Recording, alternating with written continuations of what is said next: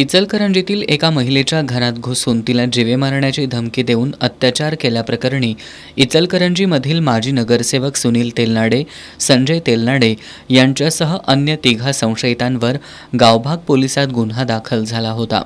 या गुन्ह्याच्या अनुषंगानं सखोल तपास होऊन इचलकरंजीतील न्यायालयामध्ये दोषारोपपत्र दाखल झालं होतं। या प्रकरणाच्या सुनावणीवेळी फिर्यादी, पीडित महिला, पीडितेची आई, घटनास्थळावरील पंच, साक्षीदार, वैद्यकीय अधिकारी, तपासी पोलीस अधिकारी आणि इतर महत्त्वाच्या साक्षी न्यायालयामध्ये समक्ष सरकारी पक्षातर्फे तपासण्यात आल्या।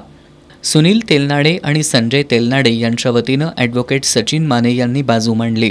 साक्षी पुरावे, तपासातील त्रुटी आणि ॲडव्होकेट माने यांचा युक्तिवाद ग्राह्य मानून इचलकरंजीतील जिल्हा आणि सत्र न्यायालयानं सबळ पुराव्याअभावी सुनील तेलनाडे, संजय तेलनाडे यांच्यासह अन्य 3 संशयितांची गुन्ह्यातून निर्दोष मुक्तता केली आहे।